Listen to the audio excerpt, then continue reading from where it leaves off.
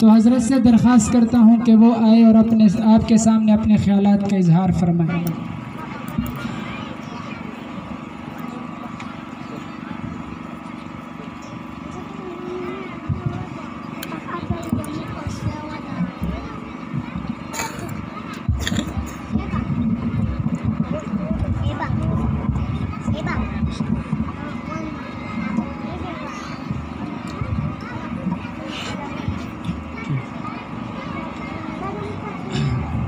نحمده ونصلي على رسوله الكريم اما بعد فاعوذ بالله من الشيطان الرجيم بسم الله الرحمن الرحيم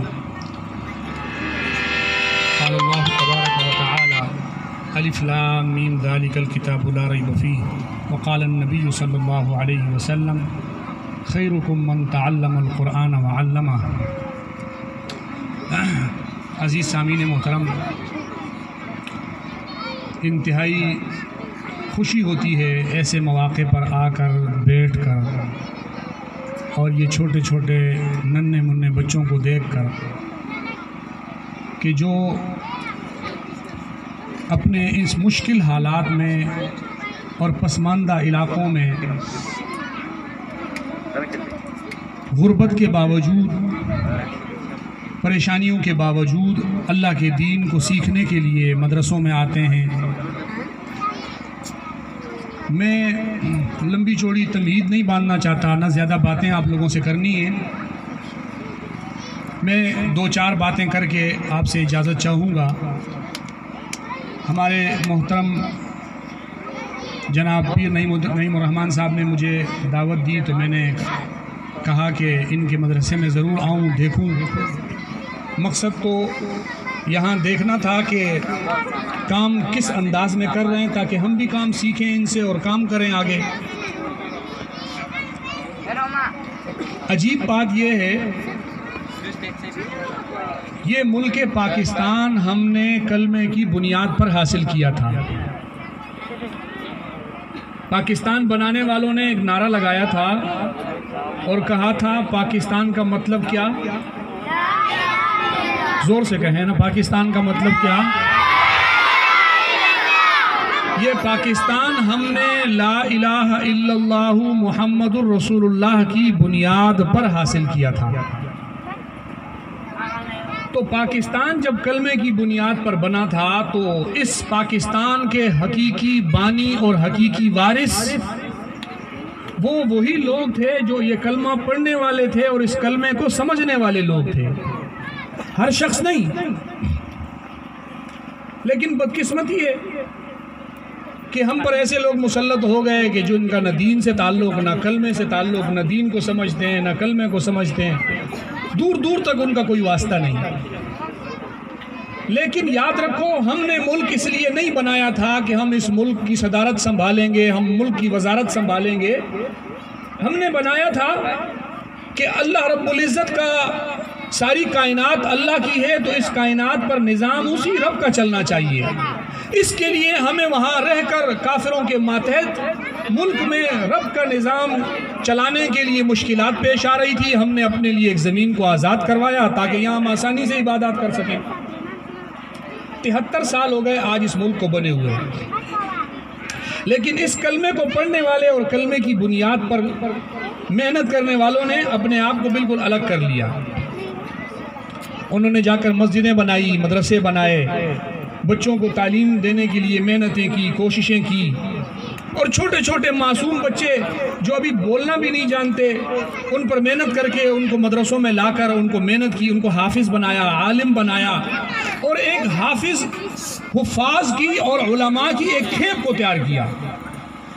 میں یہاں پر چونکہ ہمارے ہاں یہاں بھی میں نے دیکھا بھی اور مجھے حضرت نے بتایا بھی کہ یہاں قرآن مجید کی تعلیم کے ساتھ ساتھ دوسری دنیاوی تعلیم بھی دی جاتی ہے، اور یہ اس بات کے ہم مخالف نہیں ہیں۔ ہم کہتے ہیں کہ بجائے ان جگہوں پر غلط ماحول میں جا کر بیٹھ کر دنیا کی تعلیم حاصل کرنے کے بجائے قرآن کے سائے میں بیٹھ کر قرآن کو بھی پڑھا جائے اور دنیا کی تعلیم بھی حاصل کی جائے، یہ بات بہت اچھی ہے، یہ غلط نہیں ہے، ہم اس کی تائید کرتے ہیں۔ لیکن قسمت یہ ہے کہ ہمیں دو حصوں میں تقسیم کر دیا گیا، کہا گیا یہ دین کی تعلیم دینے والے ہوں گے، یہاں دین کی تعلیم ملے گی اور وہاں آپ کو دنیا کی تعلیم ملے گی. دونوں کے بیچ میں ایک مسٹر اور ملا کے نام سے دیوار کھڑی کر دی، ہمیں ایک دوسرے سے بالکل الگ کر دیا.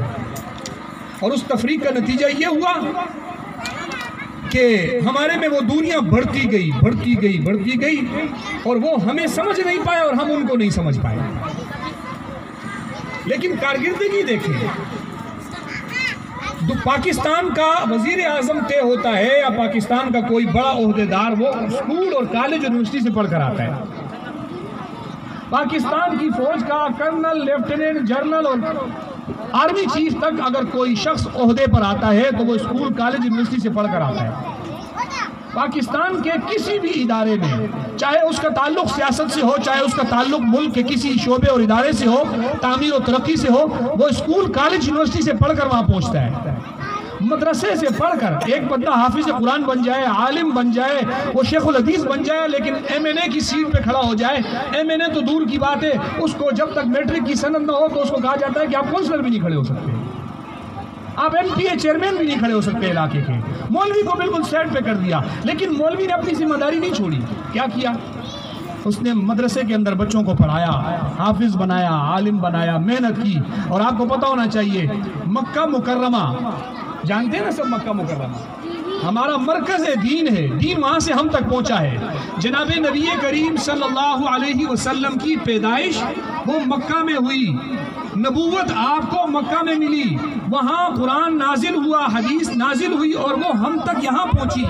لیکن اس پاکستان اور مکہ کے بیچ میں ہزاروں میل کا فاصلہ ہونے کے باوجود، دین دیر سے یا جس طریقے سے پہنچنے کے باوجود، آج پاکستان کے علماء کی محنتوں سے یہاں سے حافظ بن کر جانے والا شخص اس کعبۃ اللہ میں امام بنا بیٹھا ہے. وہاں کعبۃ اللہ کا ایک امام جو ہے وہ پاکستان کے حافظ استاد سے پڑھ کر گیا ہوا ہے. یہ میری اور آپ کی محنت ہے، یہ آپ لوگوں کی محنت ہے کہ آپ نے ہماری حوصلہ افزائی کی، اور مدرسے کے حافظ اور قاری کی محنت ہے کہ اس نے ایک قاری کو تیار کیا.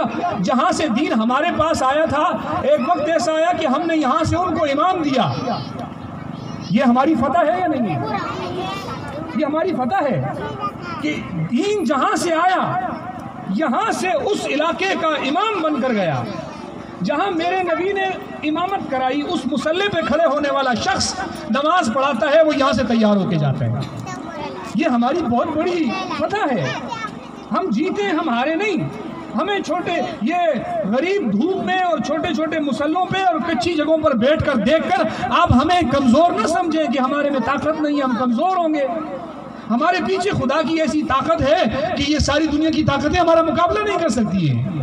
یہ چٹائیوں پر بیٹھنے والے لوگ ہی تو تھے جن کے آگے ٹیکنالوجیاں لے کر وہاں پہنچے افغانستان میں. انہوں نے کیا نہیں کیا؟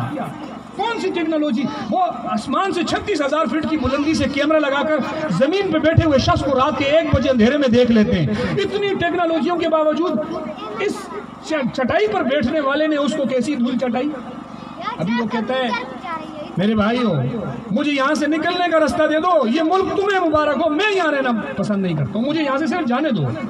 تو انہوں نے کہا کہ ہم تو پٹھان لوگ ہیں، اور پٹھان لوگ تو مہمان نواز تو ہوتے ہیں نا، جب ان کے گھر کوئی مہمان آتا ہے تو وہ آتا اپنی مرضی سے، جاتا ان کی مرضی سے. انہوں نے کہا نہیں بھائی، تم آئے ہمارے علاقے میں ہماری مرضی سے نہیں تھے، اپنی مرضی سے آئے تھے، اب جاؤ گے ہماری مرضی سے، جب ہم چاہیں گے تب جاؤ گے. یہ ہمارے اس چٹائی پہ بیٹھنے والے لوگوں نے کیا. پتھر پھینک کر انہوں نے ان کا مقابلہ کیا، لکڑیوں سے ان کا مقابلہ کیا.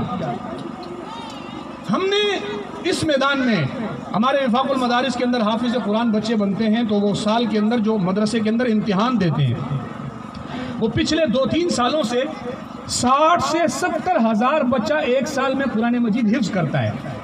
جو وفاق المدارس میں امتحان بھی دیتا ہے 60 سے 70 ہزار بچہ پوری دنیا میں بشمول سعودی عرب کے، پوری دنیا میں یہ تعداد کسی ملک میں بھی نہیں ہے.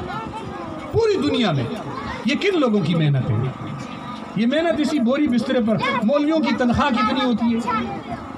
ہمارے پیر و مرشد تھے حضرت مولانا حکیم محمد اختر صاحب رحمۃ اللہ علیہ، وہ فرمایا کرتے تھے کہ ایک بادشاہ نے ایک میلہ لگایا بہت بڑا، اور میلے میں کہا کہ جو میرے ہاتھی کو رلا دے گا میں اس کو انعام دوں گا.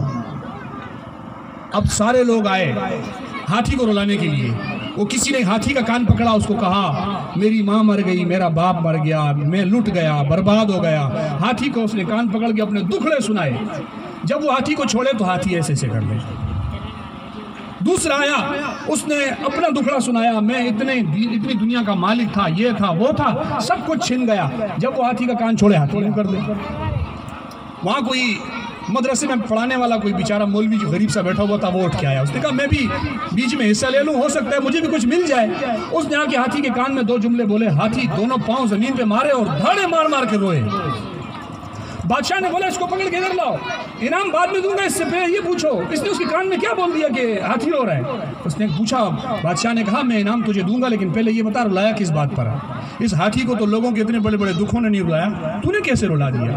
اس نے کہا بادشاہ سلامت، میں نے اس کو کوئی ایسی بات نہیں کی، بس اس کے کان میں نے قریب ہو کے کہا کہ 5 بچوں کا باپ ہوں اور 5000 روپے مدرسے میں تنخواہ ملتی ہے، بس ہاتھی رو پڑا۔ کہا یہ مولوی اس زمانے میں 5000 روپے تنخواہ لے کر اور بچوں کو پڑھا رہا ہے، اس سے کس کا پیٹ بھرے گا؟ ابھی میں نے مولانا صاحب سے پوچھا، میں نے کہا کتنی فیس ہے؟ 100 روپے فیس ہے، اور 100 بچہ مدرسے میں پڑھتا ہے، 4 سے 5 سے 6 7 استاد ہوتے ہیں، اور 100 روپے فیس کے اوپر بچہ پڑھ رہا ہوتا ہے، تو مولوی کے پاس کیا جائے گا؟ آپ جگہ کا کرایہ دو، آپ گھر مدرسے کے اخراجات پورے کرو، آپ تنخواہیں پوری کرو، آپ سارا کچھ پورا کرو، پھر مجھے مدرسہ چلا کے دکھاؤ۔ میں آپ کو ایسے اسکول دکھاتا ہوں، کالج یونیورسٹیاں، جہاں پر 1 مہینے کی فیس 50,000 روپے دی جاتی ہے، لیکن وہاں کے پڑھانے والے کی تنخواہ 50 لاکھ 1 کروڑ ہوتی ہے۔ آپ اس کو جا کر پوچھو، وہ 28-26 تاریخ کو رو رہا ہوتا ہے کہ میرے پاس پیسے نہیں ہیں، میں کہاں سے گزارا کروں؟ اور مولوی سے آپ جب ملو، کہو مولوی صاحب کیسی زندگی چل رہی ہے؟ وہ کہتے ہیں الحمدللہ بڑا مزہ آ رہا ہے۔ کیا ہے اس مولوی کے پاس جس کی وجہ سے اس کو بڑا سکون مل رہا ہے؟ کیوں؟ مولوی کے پاس وہ چیز ہے جو اس کے پاس نہیں ہے۔ مولوی کے پاس ہے قرآن، اور قرآن کے بارے میں اللہ خود قرآن میں فرماتا ہے الا بذکر اللہ تطمئن القلوب، کہ قرآن یہ دلوں کے سکون کا باعث ہے۔ قرآن کیا ہے؟ دلوں کے۔ آپ پریشان ہوں، آپ ٹینشن میں ہوں، آپ کو 1000 پریشانیاں ہوں، آپ بیٹھے قرآن اٹھا کے کھولیں اور پڑھنے شروع ہو جائیں، آپ کی پریشانی دور نہ ہو تو پھر بولنا۔ پریشانی دور کرنے کا جو فارمولہ ہے وہ مولوی کے پاس ہے۔ وہ قرآن پڑھتا ہے سارا دن، بچے ادھر سے بیٹھ کے قرآن پڑھتے ہیں، ادھر سے بیٹھ کے قرآن پڑھتے ہیں، وہ خود پڑھتا ہے۔ اس کے پاس پیسہ نہیں ہوتا، دولت نہیں ہوتی، کچھ نہیں ہوتا، لیکن زندگی سکون سے اس لیے گزر رہی ہوتی ہے کہ اس کو وہ فارمولہ ملا ہوا ہے، وہ دوائی ملی ہوئی ہے جو انسان کے لیے سکون کا باعث ہے۔ اور دولت کیا ہے؟ وہ سکون کو توڑنے والی چیز ہے، وہ سکون کو ختم کرنے والی چیز ہے۔ وہ ایک شخص کا واقعہ بڑا مشہور ہے، ایک مالدار شخص جو ہے وہ اس کو رات کو نیند نہیں آتی تھی، وہ ایک دن اوپر چھت سے نیچے اتر کے دیکھ رہا تھا کہ ایک فقیر وہ سخت سردی کے اندر جو ہے فٹ پاتھ پہ لیٹا ہوا ہے اور خراٹے مار رہا ہے اور اوپر تک اس کی آوازیں آ رہی ہیں۔ وہ دولت مند نے سوچا یہ عجیب بات ہے، ایک غریب آدمی اس کے پاس کچھ ہے نہیں، نہ پہننے کو نہ اوپر اوڑھنے کو، اور پڑا ہوا خراٹے مار رہا ہے، مجھے اتنی دولت میرے پاس اور نیند نہیں آ رہی۔ اس نے کہا، اپنے خادم کو بلایا، پیسے دیے، بولا 1000 روپے دیے، جاؤ اس غریب کو کہو اپنے لیے کوئی چادر لے لو، اوپر چادر ڈال کے سویا کرو۔ اب غریب کے پاس 1000 روپے آ گئے، اس نے بولا اگر اس سے چادر لے لوں گا تو پھر اور پیسے میرے پاس نہیں ہیں۔ اس نے جیب میں 1000 روپے ڈال دیے۔ دوسری رات ہوئی، وہ مالدار پھر اپنے معمول کے مطابق نیچے دیکھنے لگا تو دیکھا وہی غریب آدمی سوتے ہوئے کبھی اس کروٹ پہ سو رہا ہے، کبھی اس کروٹ پہ سو رہا ہے، کروٹیں لے رہا ہے، اس کو نیند نہیں آ رہی۔ اس نے اس کو آواز دے کر کہا کہ پچھلی رات تو بڑے مزے سے سو رہا تھا، اب تجھے کیا ہو گیا؟ اس نے کہا پچھلی رات اس لیے سو رہا تھا کہ میرے پاس میرے سکون کو خراب کرنے والی چیز نہیں تھی، اب تم نے مجھے وہ چیز دے دی ہے کہ میں ساری رات یہی سوچ